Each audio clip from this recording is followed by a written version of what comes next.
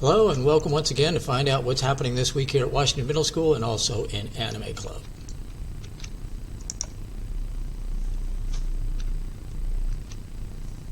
In Anime Club this week, in honor of Mother's Day, which is coming up this Sunday, we're going to celebrate Mother's Day with an episode of Girlish Number. This is a wonderful episode that demonstrates that no matter how old we are, we will always be the children of our parents.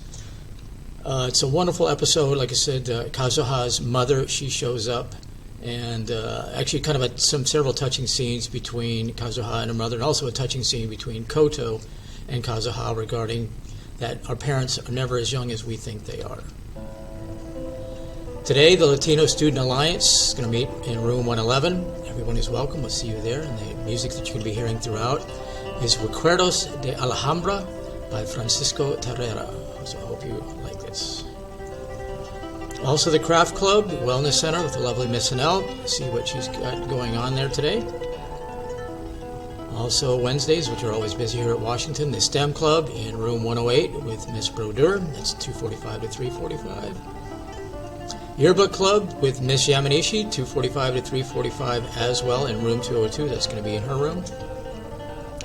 And of course, on Friday, we have the Puzzle Club hosted by Miss Velasco. It's going to be in room 206 from 2:45 to 3:45, and that's Miss Edwards' room. So stay tuned for This Week in History. I've been your host, Mr. Simonton. We'll see you again very soon.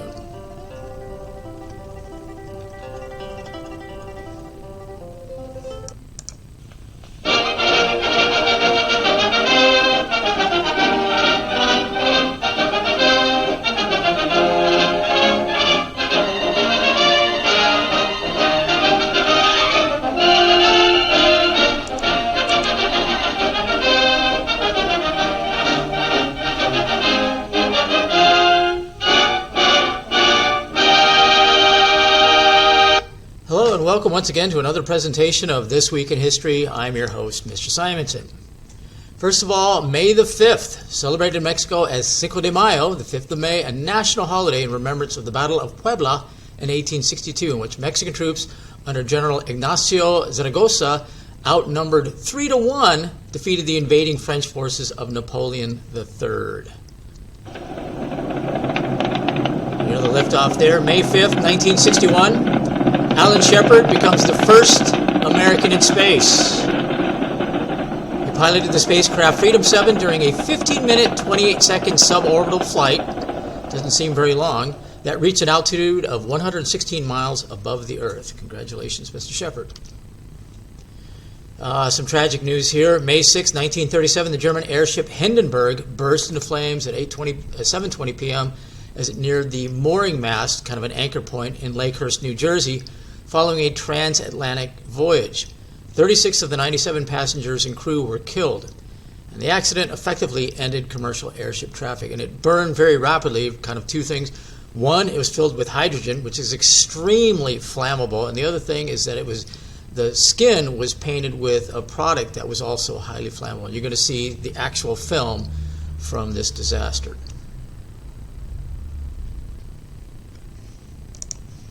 It's starting to rain again. The rain had slacked up a little bit. The back motors of the ship are just holding it just enough to keep it from... It bursts into flames. Get it started. It's fighting, and it's rising terrible. Oh, my, get out of the way, please. It's bursting into flames, and it's falling on the mooring mast and all the folks between it. This is terrible. This is one of the worst catastrophes in the world. Oh, it's like 400 or 500 feet into the sky, and it's a terrific crash, ladies and gentlemen. It's smoke and it's flames now, and the flame is crashing to the ground, not quite to the mooring mast. All the humanity and all the passengers feeding around it. I told you, I can't talk to people. There's fish around there. I can't talk, ladies and gentlemen. Honest, it's just laying down massive smoking wreckage. And everybody can't hardly breathe and talk and screaming. Lady, I'm sorry. Honestly, I can hardly breathe. I'm going to step inside where I cannot see it. Charlie, that's terrible. Listen, folks, I'm going to have to stop for a minute because I've lost the voice. This is the worst thing I've ever witnessed. And you can tell the broadcaster there was definitely overcome with overwhelming tragic emotion. And that phrase that he used, "Oh, the humanity," has been used to describe many tragedies throughout human history since then as well. Another tragedy.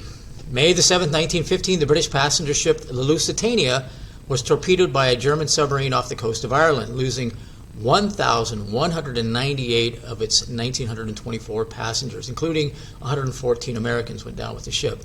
The attack hastened or quickened neutral America's entry into the First World War, and we became decisive there, as we didn't join the fight, though, until 1917.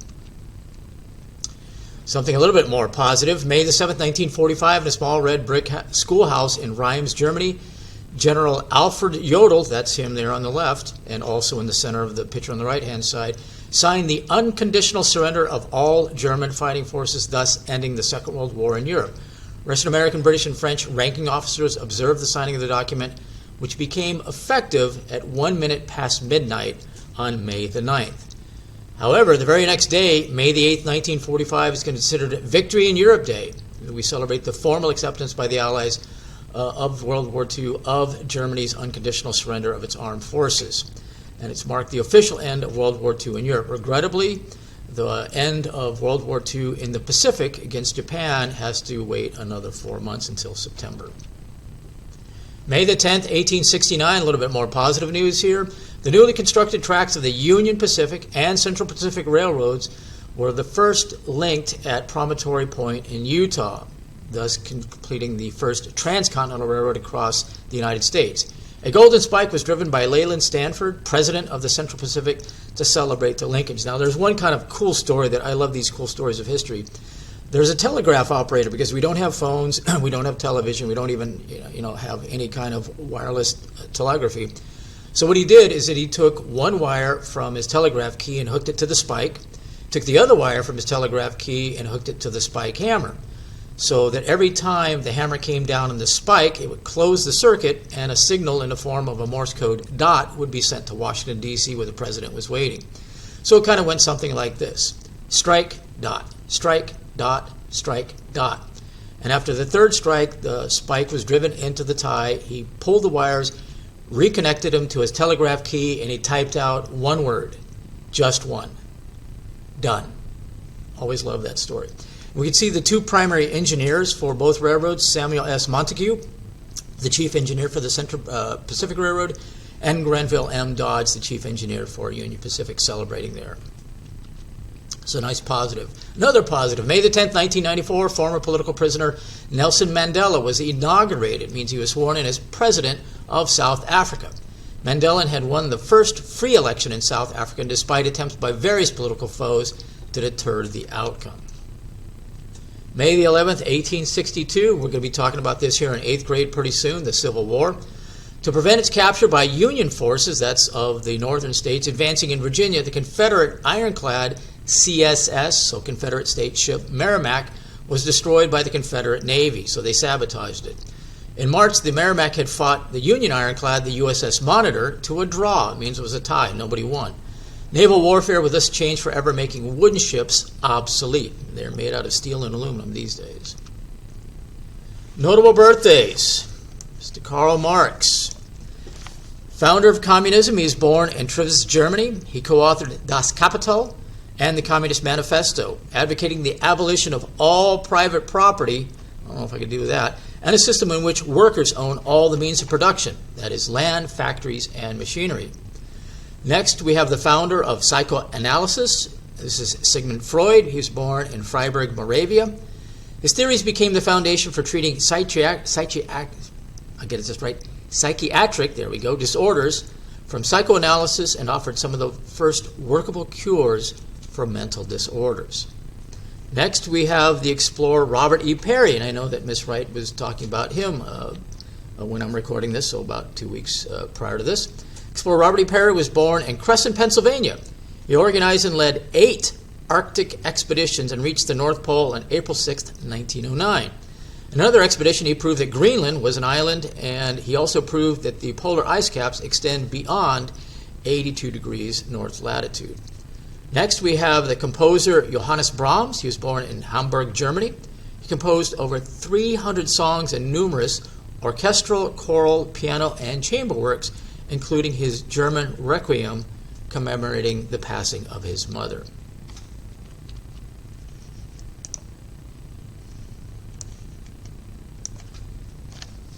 Next, we have the International Red Cross founder and Nobel Prize winner, Henry Dunant. He was born in Geneva, Switzerland.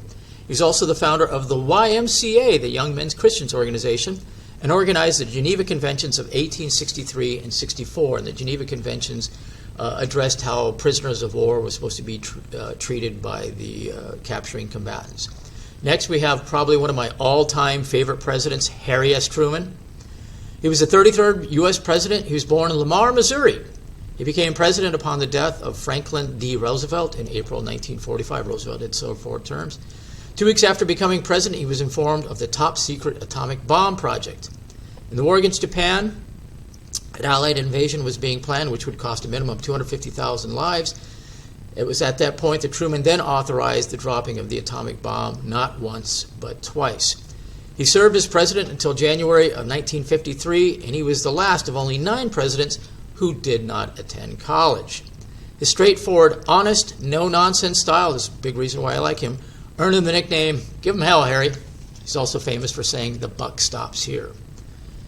Next, we have the abolitionist leader. We've been talking about this gentleman here in 8th grade history, John Brown. He was born in Torrington, Connecticut.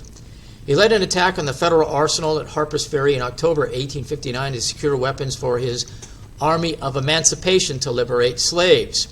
Regrettably, in the attack, 10 of Brown's men, including 2 of his sons, were killed. Brown was taken prisoner. He was convicted in Virginia and was later executed. Lastly, we have Irving Berlin on the 11th of May. He's a songwriter. He was born in Tyumen, Russia. At the age of 4, Berlin moved with his family to New York City and later began singing in saloons and on street corners to help his family following the death of his father. Although he could not read or write musical notation, he became one of America's greatest songwriters, best known for his songs like God Bless America, White Christmas, There's No Business Like Show Business, and Alexander's Ragtime Band. And we're going to hear his White Christmas sung by Bing Crosby here. So that completes This Week in History. I hope you enjoyed it. I've been your host, Mr. Simonton, and I'm going to leave you with Bing Crosby singing Irving Berlin's White Christmas. You know, I've written special music for each holiday. This sort of gives me a chance to keep a little promise I made to myself. I said I was going to sing this song at the end tonight. I'm dreaming of a white Christmas, just like the ones I used to know, where the treetops glisten and children listen to hear sleigh bells in the snow. I'm dreaming of a white Christmas, with every Christmas card I write. May your days be merry and bright, and may all your Christmases be white.